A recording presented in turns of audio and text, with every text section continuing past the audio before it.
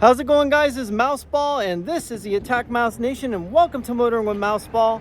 And guys, today's video is brought to you by Elite AttackMouse Nation member and super contributor Roger Gusty, Elite AttackMouse Nation member and super contributor JG Mopar, and Elite AttackMouse Nation member and super contributor Denise Shumko.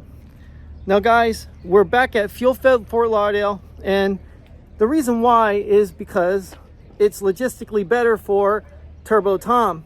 Now, we would have hit Cars and Coffee Miami, which actually fell on the same day as Fuel Fed Ft Lauderdale.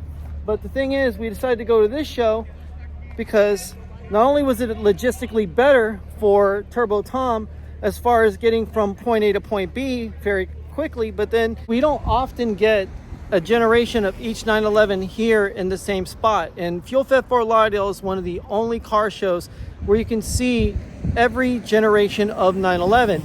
Right here we have a G Series. Now the difference between the G Series and the 964 is very subtle. Now as you can see, you have the accordion style front bumpers, and you have the very distinct hood vent at the front. You have your wheel arches, which are fairly pronounced on this one, and the Nerf style whale tail. The gauges are laid out one at a time to a big tachometer in the center, which obviously, if you know anything about racing, the tachometer and engine speed means more than the actual miles per hour you're going. Now with the 964, everything got surprisingly more subtle, more aerodynamic, and a lot smoother.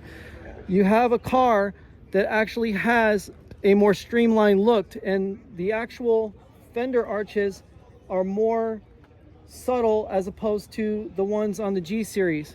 Now this one's an RS model, which means it has shell seats. It still has the individual dial layout that the G Series has, and it still has the familiar front end. The only difference is, instead of having the accordion front bumper, you actually have a smoother, more aerodynamic look in the front with this filler, which is actually a lot smaller than the filler that's in the front of the G Series. Now we're gonna skip over to the 993.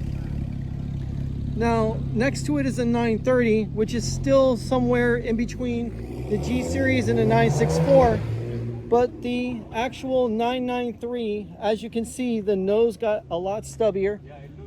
The shape is still pretty much the same, and that sounds beautiful. And the individual dial layout is still where it's supposed to be.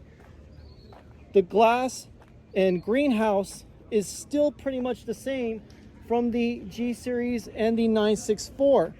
But now the light bar is a little bit bigger, and the back side of the car is more rounded and more stubbier than the outgoing cars.